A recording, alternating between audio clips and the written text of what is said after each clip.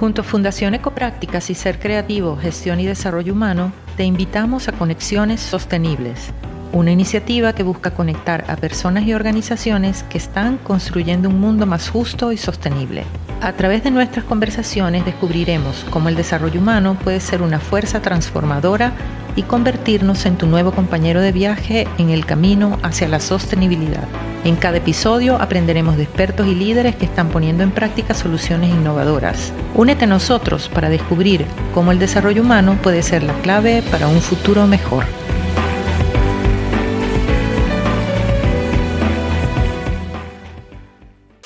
Cuando nos planteamos tener una reflexión sobre el tema de sostenibilidad y además cuando nos introducimos en el tema del hábitat, entendiendo el hábitat como ese espacio vital, comunitario, que compartimos con otros, que compartimos con nuestra familia y que muchas veces no tenemos muy claro la influencia que tiene sobre nuestro bienestar. Sentimos que el entorno es algo que está allí, pero que no nos define y todo nos define. La ciudad donde vivimos, las características de esa ciudad, los entornos que desarrollamos para compartir con otros nos definen y sientan las bases de lo que es calidad de vida y de lo que es bienestar. Entonces, Verónica, Monique, esta tarde quería como conversar con ustedes sobre este tema de hábitat como la casa grande, como el espacio compartido entre todos y desde la arquitectura, que es el área que ustedes dominan, ¿cómo podemos entonces empezar a considerar elementos de la construcción, elementos del diseño, para que eso que creamos como nuestro espacio vital redunde en nuestro bienestar? ¿Cómo lo hacen ustedes como arquitectos? ¿Cuál es la invitación a pensar desde la arquitectura en un futuro sostenible? Wow. A ver, el hábitat que uno crea es como el reflejo del alma. Y la arquitectura solamente es una herramienta para reinterpretarlo. Así lo vemos. Bueno, o por lo menos así lo veo yo. Los espacios a veces y cada vez más se vuelven más ensimismados.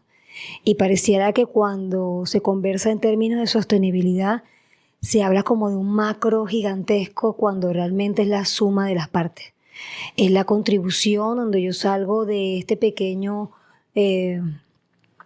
lugar amurallado que construí como un hogar y comienzo a ver lo que me circunda y lo que puedo de alguna manera tratar de sumar en pro de crear un colectivo.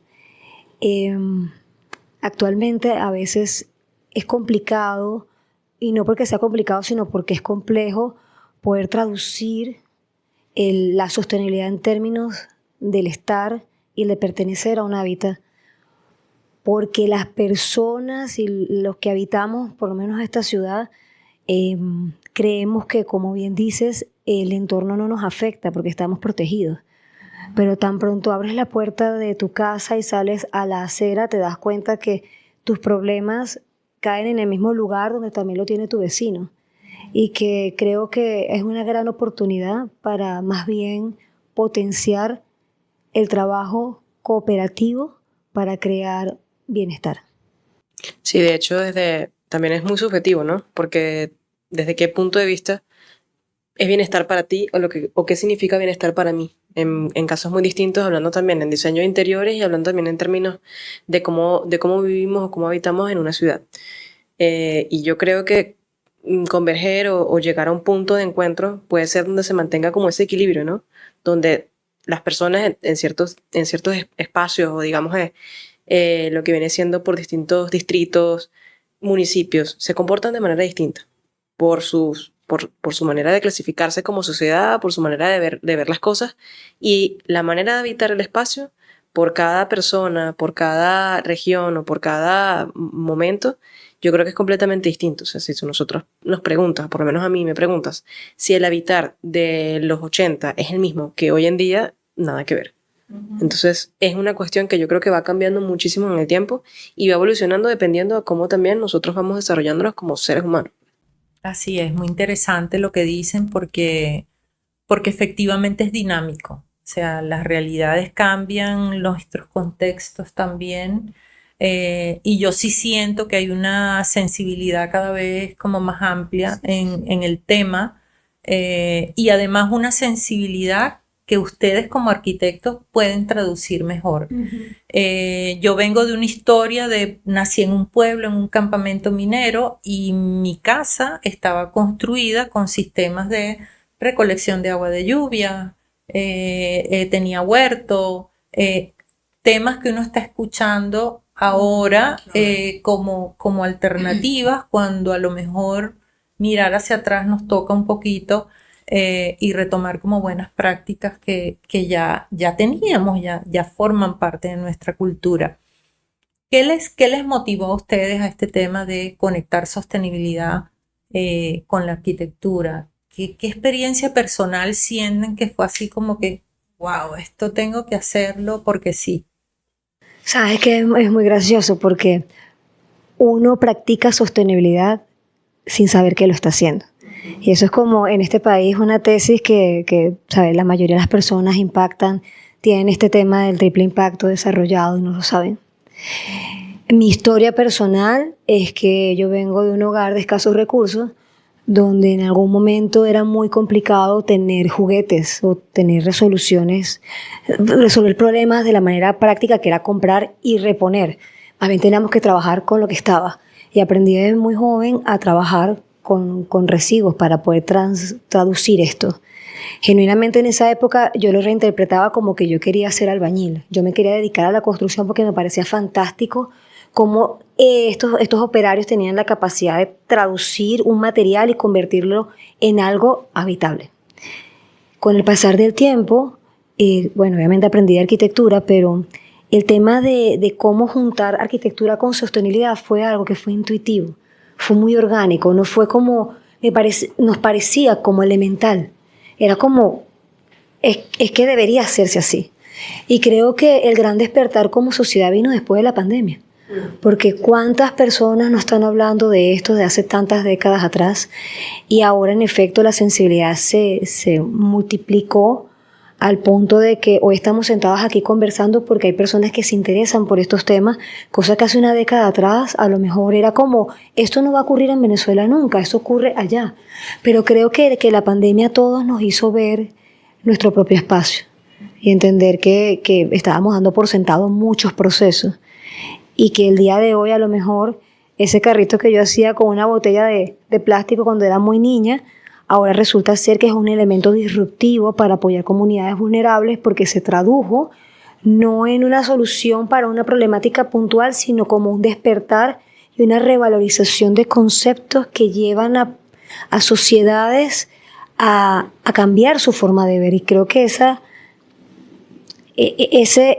como esa segunda oportunidad que estamos teniendo todos de volverlo a hacerlo mejor, es donde confluye el tema de arquitectura y sostenibilidad, que en nuestro caso termina siendo una práctica intuitiva que ahora tiene una metodología.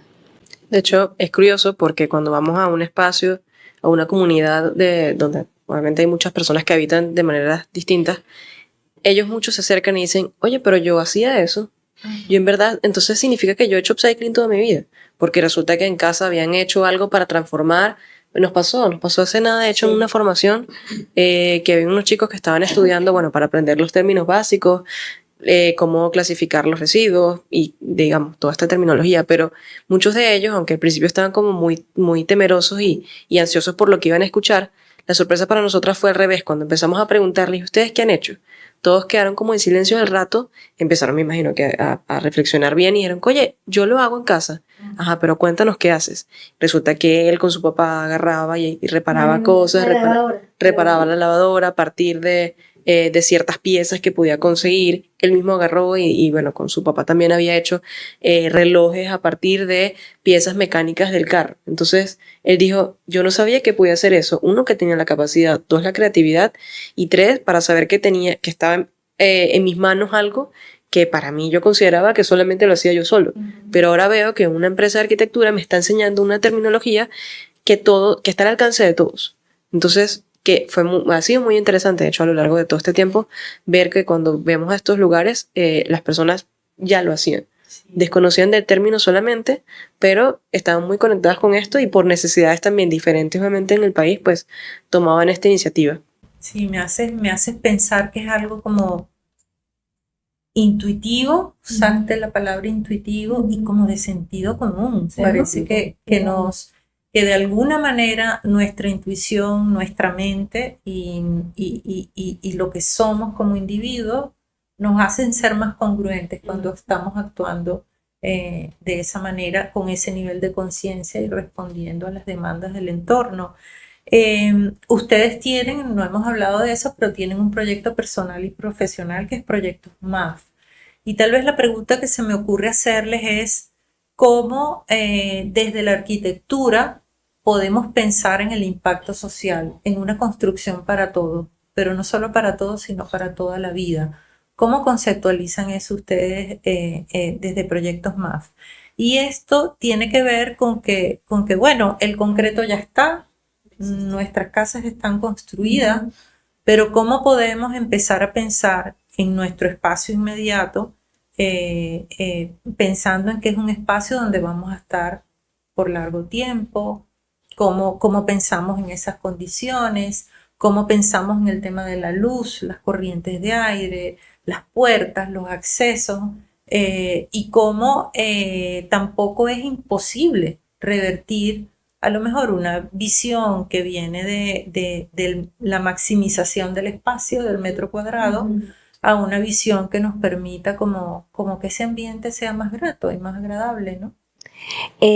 Sabes que es muy, muy gracioso porque el nombre fue evolucionando también a través del tiempo y ahora esta empresa que es de arquitectura y construcción es un movimiento. ¿Por qué? Porque realmente es un movimiento de personas que con la excusa de la arquitectura podemos cambiar entorno. No es, y me gustaría decir como que es que con la arquitectura innovamos y somos disruptivas y creamos espacios.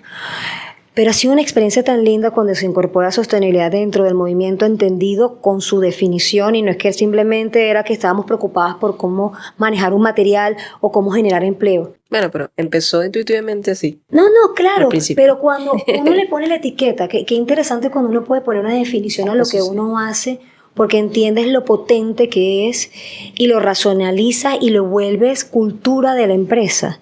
Cuando los operarios y los obreros comenzaron a entender y se dignificaron porque ellos creían que todo lo que hacían eran cosas de obreros. Es que los obreros hacemos esto. Y es que no, lo que tú haces tiene un valor. Comienzas a aportar valor dentro de la organización, puertas adentro. Pero también como la organización crece y se nutre, ellos se convierten en multiplicadores y cada miembro de la organización se convierte en multiplicador puertas afuera. Entonces no nos quedamos en un impacto interno, sino que a nivel comunitario podemos ver que también tenemos, a través de la arquitectura sostenible, un impacto en el local, porque tan sencillo como ya todo está construido. El reto aquí no es demoler, el reto es abrazar el concreto que ya existe, que parece paradójico, pero es el material más sostenible que hay porque perdura miles de años, y más bien abrazarlo y decir cómo yo reinterpreto este espacio sin demoler. Ese es el verdadero reto. Y con la maximización que hubo en los 80, bueno, realmente de los 50 para acá, que son espacios el brutalismo y todo esto fuera de escala, sí. Ahora es decir, cómo yo vuelvo este espacio acogedor, cómo yo redefino mi hábitat, pero en función también del otro. Porque los espacios ahora comienzan, para lo que fueron concebidos, comienzan también a transformarse en pro de nuevas necesidades. Y creo que Europa es uno de estos libros abiertos que hay en el mundo, donde uno puede ver experiencias donde espacios concebidos para algo ahora son centros culturales que abrazan y cuentan otra historia. Y hablando de diseño interior, por ejemplo, en muchos casos, antes tú hablabas de una cocina, una sala que tenía más de 100 metros cuadrados, porque era sinónimo de estar bien, de ser austero, o sea, obviamente de prosperidad. Pero ahora más bien es al revés. La sociedad ha cambiado mucho y ahora más bien es, bueno, cómo yo busco dentro de 80 metros cuadrados que yo pueda tener todas mis necesidades cubiertas y yo me sienta en bienestar y funcione y para mí sea sostenible. Entonces, esos modelos también han llegado a cambiar la forma en cómo habitamos una habitación, o sea, en cómo realmente tenemos una habitación para estar. ¿Cómo es la sala de estar ahora? ¿Cómo realmente la cocina antes era un espacio social o no lo era? Ahora lo es. Entonces, ¿cómo integras a la sala, al espacio de la cocina? O sea, las cosas han cambiado mucho y creo que también tiene que ver mucho con lo que comenta Moni, que ya no es nada más el hecho de que sea todo, obviamente, pensando desde el punto de vista de la amplitud, de cómo lo que ya está creado se puede cambiar, se puede evolucionar, sino ahora con lo que ya existe, cómo nosotras, por lo menos desde el movimiento, logramos desarrollar una metodología que nos ayudara a cumplir las necesidades de todo tipo de cliente. Desde el que quiere, obviamente, recuperar algo porque tiene valor sentimental para esa persona. Estamos hablando incluso de que hay personas que han llegado a nosotros, clientes que dicen, oye, no quiero ni siquiera demoler esta cocina, no porque me parezca que deba cambiarla, solamente quiero un refrescamiento, pero esto tiene una parte de mí que refleja algo en mi familia. O sea, va desde ese La cambio emoción. sentimental y emocional hasta el cambio en cómo, bueno, mira, yo sencillamente quiero un cambio radical y mi oportunidad tengo esto, funciona. O sea, hemos tenido muchas experiencias diversas, pero desde el mensaje siempre como educar al cliente y decirle, no, tú siempre tienes oportunidades y tienes oro al alcance, aunque no lo veas, y nosotros estamos allí más bien para ayudarte a potenciar lo que ya tienes en casa o lo que ya tienes en un local comercial para verle la vista distinta. Yo quisiera como compartirles que para mí es como una inquietud permanente el tema de cómo revalorizar las cosas que ya no uso o que uso menos, que tengo en mi casa. Y siempre me pregunto cómo hacerlo. Siempre tengo de verdad la pregunta que probablemente digo, no tengo habilidades, no tengo el conocimiento en relación a cómo hacer upcycling, cómo darle una segunda vida a las cosas. Y me preguntaba para conversar con ustedes como arquitectos, ¿cuáles sienten ustedes que son métodos constructivos que están por ahí, ancestrales o no, a lo mejor son cosas como muy recientes, pero que están subestimados en nuestra cultura y que ustedes consideren que marcan una tendencia y que pueden ser el futuro de la sostenibilidad? Y además de eso, de cuáles son esos métodos, ¿cómo podemos hacer para hacer un conocimiento común? O sea, que se divulgue, que se sepa, que se conozca que estas cosas existen y están al alcance de la mano.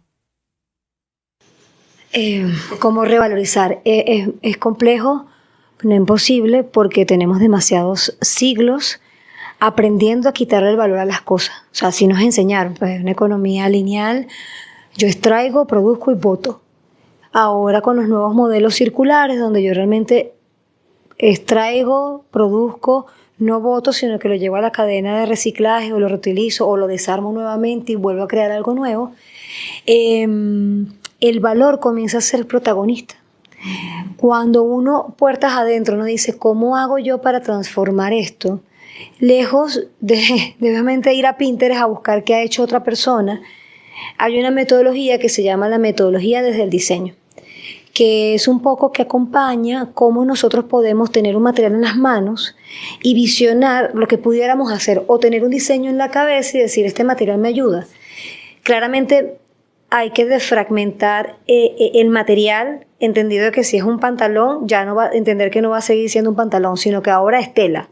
Entonces, si yo quiero hacer una cartera, ¿cómo hago yo para transformar eso en la cartera? Pero realmente la meta es la cartera y el material termina siendo ese pantalón. En arquitectura es lo mismo.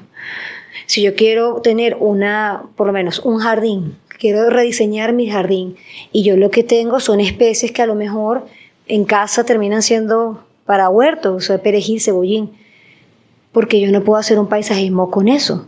Si es el material que tengo a mano, no tengo que gastar altas sumas de dinero para realmente poder dar vida a un espacio, y creo que tenemos en nuestras manos todos los materiales posibles para poder abordar soluciones, y creo que primero es ver el problema, la solución, y después buscar cómo adaptar los materiales que tenemos en casa para poder solucionar eso. Nosotros dentro de esta experimentación de todo este tiempo, lo que decimos es, usa algo o diseña algo a partir de algo que ya existe que tú consideras que es residuo. Es decir, algo, uno, que puede ser defectuoso, algo, dos, que puede obviamente ser un producto que tú consideres que ya pasó su fase de vida o que sencillamente no lo ves útil, pero es lo que dice Moni, nosotros estamos acostumbrados a desde la parte constructiva, cuando voy a diseñar un espacio como arquitecto o como diseñador de interiores, yo voy a un lugar y voy a conseguir todo de una medida y un formato estándar, porque así se pensó y así se fabrica, de hecho, en los procesos industriales. Una medida estándar, 1,22 por 2,44. Y tú modulas, pero A 80. a 80, ¿Por qué? modulas a 30, modulas a 40. ¿Por qué? Medidas que son caprichosas. Medidas que son caprichosas. Entonces, hacemos mucha insistencia en eso porque está bien, suponiendo que estés trabajando a partir de una medida que es caprichosa porque el diseño en ese momento funciona de esa forma o porque el espacio se comporta de esa manera, porque a veces no depende de nosotros. ¿Qué pasa si tú más bien consigues dentro de lo que tienes o dentro de cualquier otro material o alternativa algo que tenga esa medida que ya exista? Que no tengas que ir nuevo a un lugar, a una ferretería, a un espacio, a una tienda nueva de porcelanato o de cerámico para buscar la medida, sino lo debes tener al alcance, a partir de un residuo. Interesante, Monique, lo que dices, porque es como, a mí me produce como esa sensación de que es como que hemos hecho una trampa, ¿no? Hemos hecho una suerte de Totalmente. camisa de fuerza, donde además nos hemos olvidado como mirar de otra manera los objetos y los recursos que tenemos alrededor, porque tendemos a ir hacia afuera para buscar lo que necesitamos. Y es en alguna medida caprichoso, pero también tiene que ver con un concepto de producción y fabricación masiva, orientado a unos modelos de economía que por supuesto van en contra de lo que ahora sabemos de economía circular. Uh-huh. Entonces, qué chévere este método porque te voltea la lógica de pensamiento. Exactamente. Te la voltea. No es ir a la tienda a ver qué hay, sino diseña primero, conceptualiza lo que quieres, mira lo que tienes alrededor y cómo lo adaptas y luego vas afuera, ¿no? A buscar lo que te falta. Los materiales hablan. Es un proceso mágico donde no es que nos convertimos en Peralito y Escarlata, pero comienza a ser como un virus cuando ves la situación y de repente volteas y dices, pero con esto puedo hacer esto. Es un entrenamiento mental donde el proceso es inverso. Sí, yo digo que siempre es como se convierte como un virus, porque Sí. de hecho, lo que dice María, realmente no terminamos obviamente buscando algo en una recicladora, es mentira, no lo hacemos así. Sí. No, pero la mayoría de veces no lo hacemos así, sino que sencillamente es buscar o explorar esas alternativas y pensar, como dice ella, o sea, ya llega un punto en que tu cerebro, por lo menos nos pasa mucho en el equipo, que todo el mundo tiene la capacidad para ver, oye, esta mesa que ya no es mesa me puede servir ahora como un revestimiento de pared, o me puede servir ahora como para dividir un espacio, puede ser ahora la función de un drywall. Sí, una puerta puede ser ahora la función de dividir un espacio, aunque no estaba pensado para ser una puerta.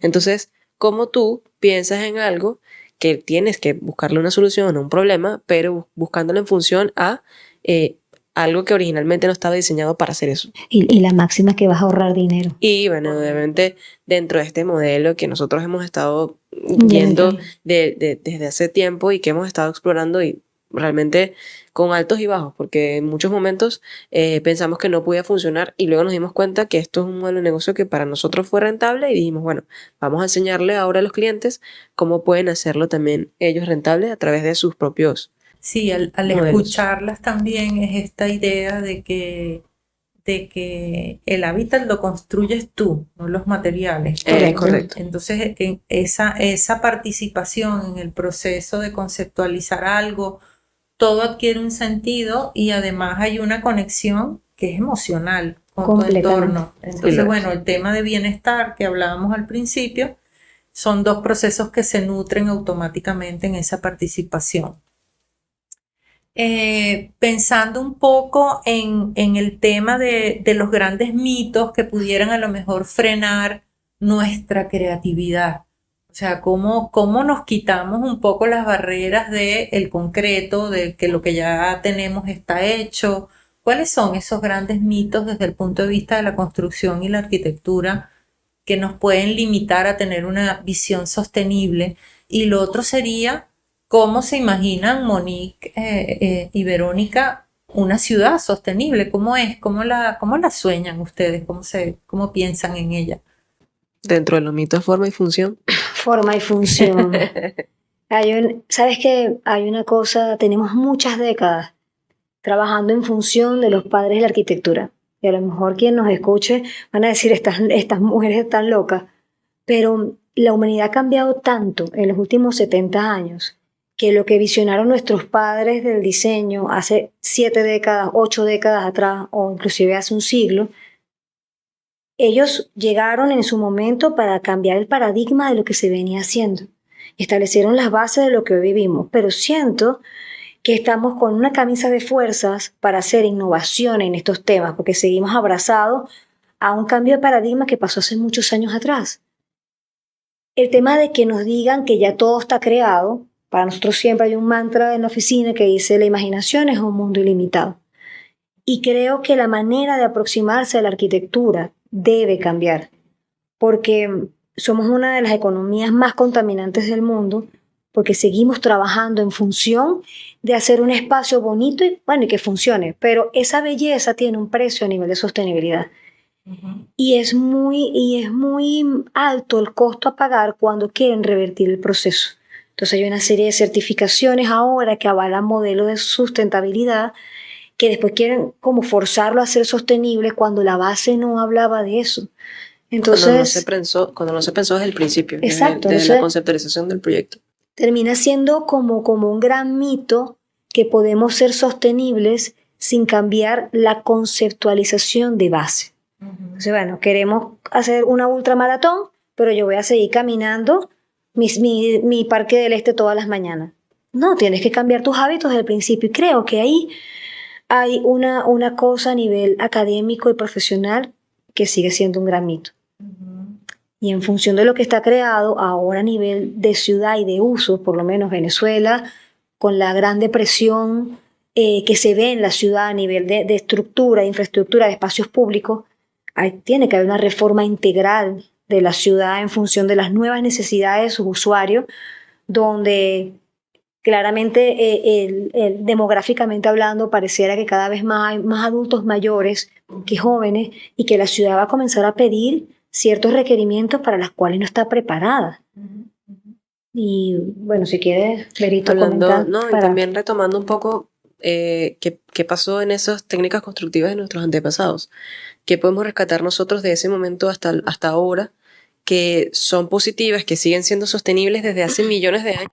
Y nosotros ahora estamos buscando la forma, sí, de buscar innovación, pero ¿por qué no más bien regresamos y vemos cómo ellos en ese momento, con todo lo que tenían a su alcance a nivel de naturaleza, cómo en ese momento todo era biodegradable ya estaba creado para un modelo alternativo que fuese de repente un revestimiento de techo que viniera de unas palmas que están en la propia naturaleza, que una vez que demolías una casa, en ese momento nuestros antepasados, los indígenas por ejemplo, tomaban todo eso y sabían que pasaba de repente un tiempo, lo iban a demoler y no estaban afectando la naturaleza. ¿Qué pasa si nosotros realmente evaluamos todos esos procesos, aprendemos de ellos y dentro de lo que buscamos como innovación, copiamos esas técnicas? O sea, que lo que se hacía antes es obsoleto, también es un buen mito. Por ejemplo, como la arquitectura en tierra, que es una de las cosas que... Una de las cosas importantes, los domos de tierra, uno de los proyectos que hace poco pues también publicamos de hecho en la página, hablaba mucho de, cómo hacemos un parque ahora solamente con, que se vea futurista, que obviamente se vea como de esta época, pero al mismo tiempo habla de conciencia y de técnicas constructivas que establezcan... que una vez que eso no exista, pues sea al menos biodegradable. Aunque ser biodegradable es muy complejo hoy en día, con todos los materiales, porque no todas las características se prestan para eso, y los procesos, de hecho, cuando se hacen para que se creen este tipo de materiales también son contaminantes. Más bien es ver de qué forma reubicamos procesos desde el momento en que conceptualizamos, como lo hablamos al principio. Si yo tengo una idea, voy a pensar primero en el problema, luego veo cómo es la solución para yo evitar generar residuos, por ejemplo. Algo tan sencillo como en un proyecto de arquitectura o diseño de interiores. ¿Cómo yo evito la menor cantidad de residuos de lo que ya tengo? Ponte que trabajas con material nuevo, porque hay gente que todavía estas prácticas son muy, muy recientes. Pero, por ejemplo, si algún arquitecto trabaja con esta metodología, al menos preocúpate por pensar cómo soy más eficiente en la modulación, para no generar escombros, que al final va a ser un beneficio, porque al final también hace que sea más ahorro para ellos y haces menos generación de botes de escombros.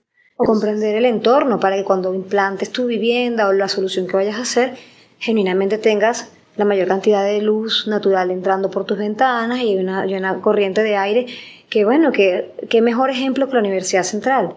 Eso es como una cátedra a cielo abierto de cómo se optimizó comprendiendo el entorno y diseñando para que el habitar fuese confortable.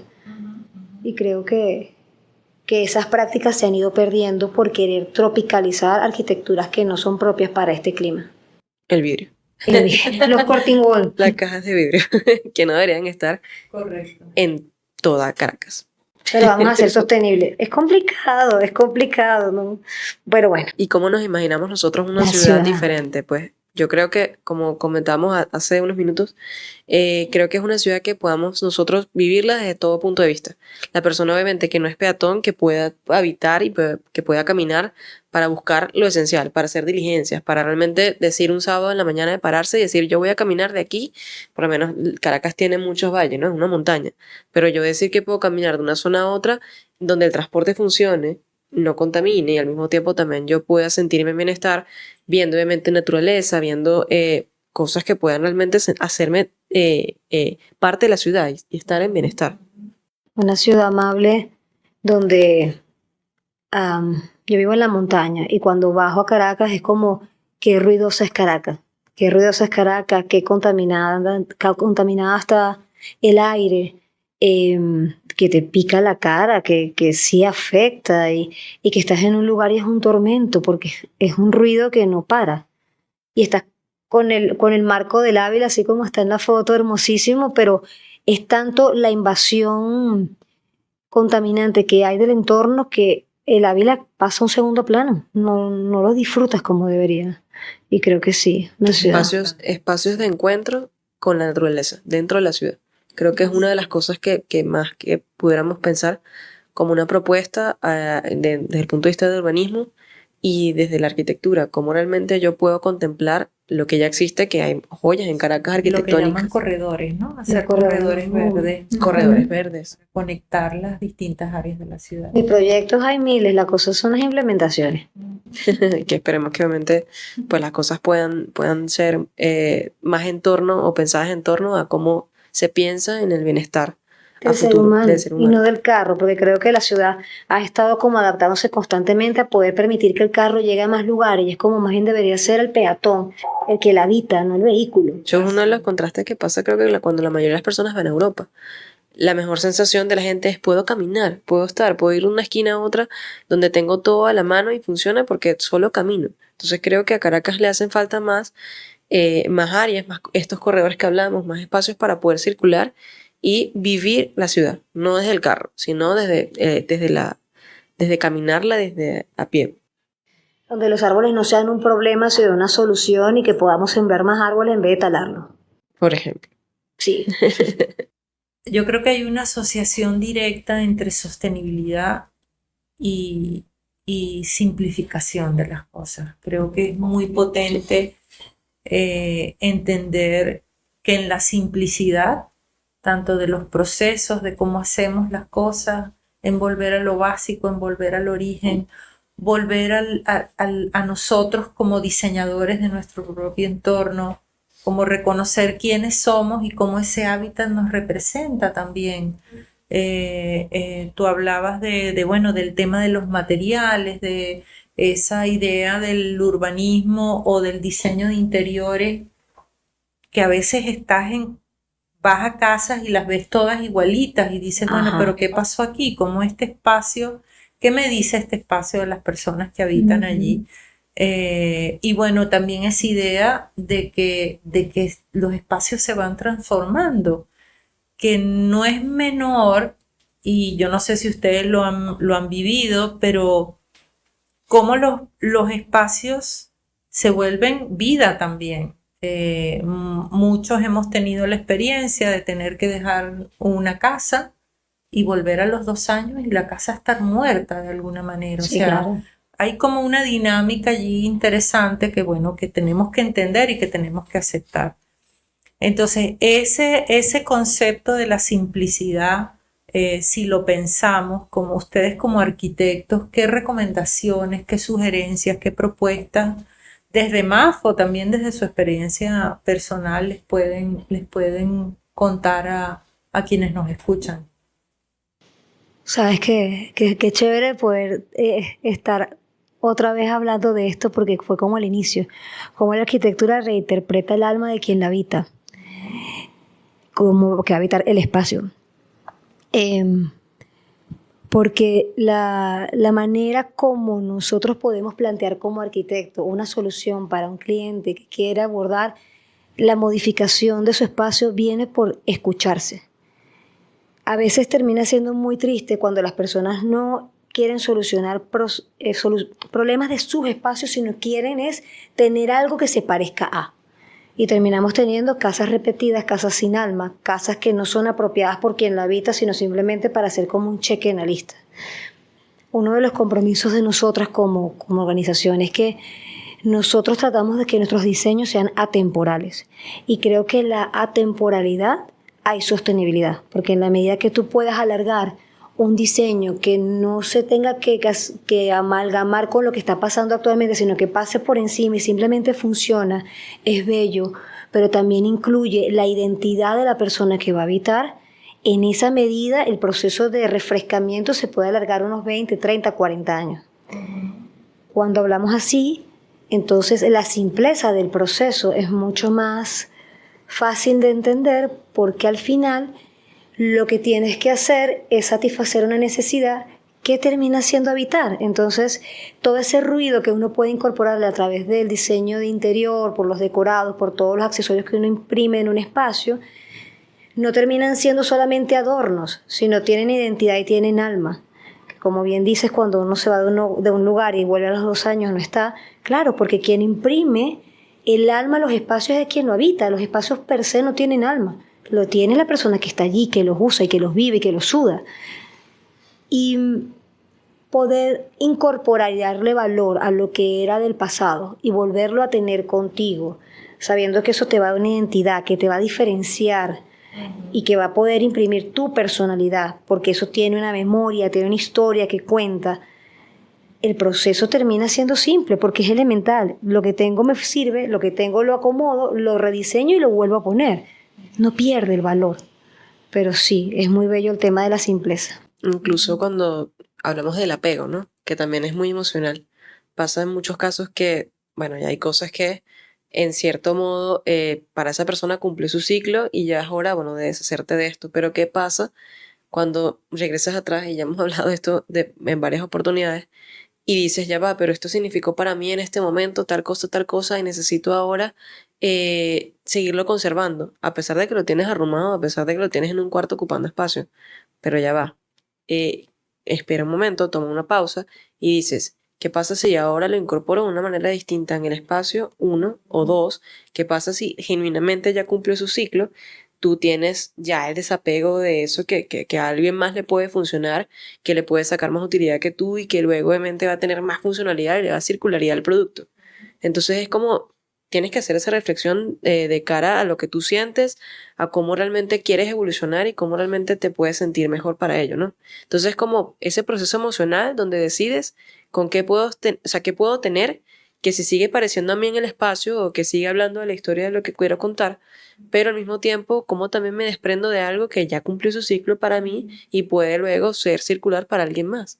Entonces tiene como una cadena y una evaluación propia que creo que es muy personal de cada cliente, de cada experiencia, que cada quien debe como explorar y ser parte de ese proceso. Pero sí sentimos que hay mucha gente que bueno, tiene apego por ciertas cosas y es como, bueno, no, y por cambiarlo, porque incluso lo puedes tener de la misma forma en el espacio, pero a lo mejor sencillamente lo que le hace falta es un refrescamiento. Entonces, es que entiendas y aceptes el cambio, pero al mismo tiempo, bueno, te afrontes a algo que habla también de tu vida y que quieres que siga teniendo tu huella.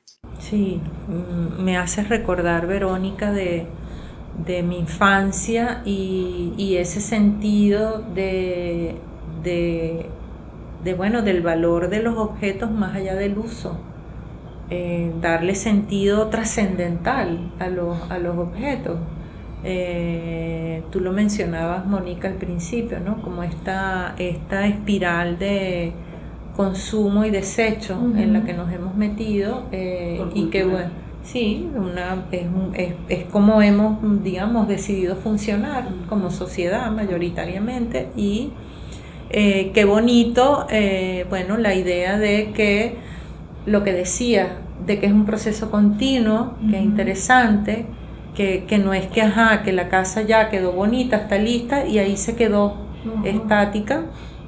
Me hiciste recordar a mi padre que decía: el trabajo del hogar no se acaba nunca. Correcto. Está permanentemente en movimiento y permanentemente yo lo voy leyendo y voy haciendo cambios en mi entorno dependiendo de lo que son mis necesidades, de si viene un hijo más, de si viene un familiar más, si la abuela se enferma y viene a la casa, ¿cómo hacemos? O sea, hay una dinámica de vida que también el espacio que habitamos debe reflejarlo. Sí, que decías, bueno, ¿qué pasa si exactamente tienes una condición con un familiar y tienes el espacio que ha funcionado de una forma en toda la vida? Así es. ¿Cómo hago? Tengo que ampliar ahora la puerta. Si necesito usar ahora, por ejemplo, para el uso de la silla de ruedas. O sea, ¿qué cosas ahora yo tengo que acondicionar en mi hogar para esta nueva etapa que viene? O para mí mismo, incluso. Cuando me toque moverme de otra manera distinta. ¿Cuáles van a ser tus facilidades en ese momento para desplazarte ahora? ¿Qué les pudiéramos decir a quienes nos escuchan de no hacer? O sea, por favor, no usen alguna cosa que las tenga a ustedes como horrorizadas, que digan: no incorporemos esto en nuestros espacios. El wall panel. Basta de wall panel. Controversial, tema controversial. Es controversial porque sí, obviamente es muy fácil, rápido y fácil de instalar, la verdad. Pero al mismo tiempo ya todo el mundo lo tiene. Entonces, ¿qué te hace diferente ahora de ponerlo o no ponerlo? Entiendo que hay una facilidad de instalación, pero lo que decía Moni, todo se ve igual. Sí, son espacios sin alma, es copy-paste. Espacios Pinterest le llamamos. Porque, bueno, una recomendación genuina, cuando quieran tener ideas, Pinterest es una plataforma fácil, pero no es la idónea. Lo interesante sería buscar en internet oficinas de arquitectura en el mundo que estén innovando, que estén planteando tesis de diseño, que haya bibliografía, que haya un sustento más allá de simplemente una imagen generada, ya sea por inteligencia artificial o porque alguien lo hizo, porque al final de cuentas, si esta es tu referencia, igual que la de otros 20 millones de usuarios. Entonces, tu idea innovadora y disruptiva realmente termina siendo una copia de algo más que se va a repetir y repetir viralmente. Pero creo que una de las cosas es, si vas a un lugar a comprar algo y te das cuenta que ese algo está arrumado hasta el techo por millones de veces en pasillos infinitos, comprar eso, estás contribuyendo a un sistema que contamina altísimamente, que no es sostenible, y te aseguro que no necesitas eso. Son espacios que están diseñados para consumir y comprar cosas inútiles que no necesitamos, pero nos hacen creer que sí. Obviamente no voy a decir las marcas, pero como comprenderán, la manera de exhibir, ya sabes, con una ergonomía exquisita que va de piso a techo, y tú dices infinito por los pasillos y ves a las personas delirando comprando cosas y que lo peor es que la calidad es tan mala que eso no va a durar en tu hogar más de 3 meses. Yo quisiera volver a la idea que hablaban de darle un nuevo significado a los objetos y Correcto. reconceptualizar, porque además hay un trabajo, cuando uno conecta cuerpo, alma y mano, o sea, cuando transformas tú mismo tu entorno, le estás dando vida al proceso. Correcto. Y te está dando vida a ti mismo, ¿no? Sentido, o sea, que también animarse, aunque uno no sepa mucho del asunto, totalmente, a tocar, a experimentar, a probar, a equivocarte, a mover las cosas en tu propia casa y mirar a lo mejor un día, que es algo, yo que vengo del ámbito educativo, que se hace mucho, o sea, cuando volteas los espacios de aprendizaje y agarras una escuela y dices, bueno, este día la entrada no va a estar por donde está todos los días, la entrada va a estar por la parte posterior, el salón de juegos no va a estar donde siempre está, sino que está en la cocina, y transformas. Correcto. Esa dinámica, bueno, también arriesgarse a hacer esos procesos en nuestras casas y en nuestros espacios vitales, porque bueno, nuestro trabajo también se convierte en un espacio vital, y pensar en cómo podemos transformar eso para que sea la sostenibilidad. No solo tiene que ver con los materiales, Correcto. tiene que ver con que el espacio responda a tus necesidades, que son dinámicas, cambiantes, cambia la gente con la que trabajas. Entonces, bueno, es tener un entendimiento de la sostenibilidad más allá de lo concreto, físico, ¿no? De lo físico, obvio. Sí, de lo más obvio. Yo diría que también como evitar caer en modismos, ¿no? Porque aquí pasa mucho en Venezuela, en Caracas sobre todo, el tema de que se vuelve tendencia a algo y entonces todo el mundo necesita, juro, usar ese revestimiento o esa forma de construir o la manera entonces como ver. Entonces vemos o demasiadas cajas de vidrio o demasiados wall panel, o sea, es como, ya va. Podemos obviamente tomarnos una pausa y pensar. Curvas doradas con rosado por todos lados. Entonces, oye, yo creo que va mucho más allá de lo aparente. Justamente, cosas que tengan que ver con la personalidad de la marca, del cliente. Vamos a poner en pausa un momento y decir, mire, esta marca tiene que ver con alimentos, pero realmente, ¿cuál es el fondo? ¿Qué quieres transmitir tú con la marca? Y cómo tú puedes, como diseñador, proyectarlo y darle una experiencia al cliente distinta. Entonces, creo que más bien es evitar 100% el tema de los modismos, o sea, una cosa que va en contra de todo. Es que termina siendo ese pasillo infinito con los productos arrumados hasta el techo porque terminamos repitiendo masivamente cosas. Como cuando uno va a un modista que le entalla un vestido, o sea, tú quieres algo personalizado que te haga ver bien, que se te sientas cómodo, que se adapte a tus siluetas, tus necesidades. El espacio tiene que responder de la misma manera, personalizada. Porque al hacerlo tan impersonal, tú no, por más que recorras tu casa de maneras diferentes, te pares de cabeza, vayas a una esquina y quieras cambiarlo, el espacio no fue diseñado para ti, entonces el espacio no va a responder aunque lo cambies. Hay una pregunta que siempre le hacemos a los clientes, porque hay veces que hay gente que se empeña en una forma de diseñar o en algo en específico porque le gustó y lo vio. Y por desconocimiento no lo entiende. Entonces, muchos de los ejercicios que aplicamos es, imagínate ese espacio solamente si en esta silla que tú quieres aquí, ese espacio o esa marca está hablando de ti. No, entonces no funciona. No está diciendo algo más allá que si le quitas la silla no va a verse igual por tema de capricho, sino cómo realmente estás conceptualizando tú. Hablan del color de la pared, habla del mueble, habla de la lámpara, habla del tipo de revestimiento que estás usando. O sea, como que todo tenga un hilo conector. Y no es que hagas una copia y una pega de una cosa que está en tendencia, cuando sencillamente le quitas la lámpara y le quitas un sofá y ya, dejó de tener personalidad el espacio. Monique, Verónica, ya para ir un poquito cerrando, si quisieran como transmitir un sentimiento o una idea personal a quienes nos escuchan sobre cómo define el entorno nuestra vida y nuestro bienestar, qué sentimiento, qué idea les compartirían. El entorno es un espejo. El entorno es un espejo de cómo estamos. Y pasa en casa y pasa afuera. En la medida que ese espejo comience a ser amable, a ser cordial, a hablar de esa capacidad de adaptación, significa que lo que está pasando en de quien se refleja está bien. Entonces, nuestra invitación es a ver ese espejo amablemente y preguntarnos si ese entorno en el cual habitamos se parece a nosotros o hay cosas que a lo mejor el entorno nos está diciendo que son oportunidades de mejora. Y que una vez que abras la puerta, esos espejos se multiplican y se unen y que realmente el tema de la sostenibilidad desde el punto de vista colectivo es más que una necesidad, es una posibilidad. Entonces, abrazarlo. Y que en ese pequeño cambio que le das largas y lo postergas porque sientes que no es el momento para hacerlo, que lo hagas ya. Así sea un pequeño cambio que tengas en casa para sentirte bien porque cambiaste el bombillo en el cual te acompaña por la mesa de noche que tienes al lado. Solamente un pequeño cambio en ciertas cosas en la forma en que vivimos, en la forma en donde yo llego a un lugar que es mi templo, que es mi hogar, pues no esperar a que llegue el último momento para cambiarlo, sino tomar la decisión ahora y que vas a ver automáticamente en la manera en cómo vas a descansar o cómo vas a seguir tus días que va a cambiar. Pequeñas cosas hacen la diferencia, pequeños aportes van a hacer siempre que tengas mucho más bienestar en lo que habitas, en lo que tienes, bien sea en tu trabajo, bien sea en tu hogar, bien sea en los lugares a los que estás frecuentando, incluso hasta el edificio donde habitas si no vives en casa, por ejemplo. Pequeñas cosas que pueden hacer la diferencia y pueden hacer el cambio. Muchísimas gracias a las dos.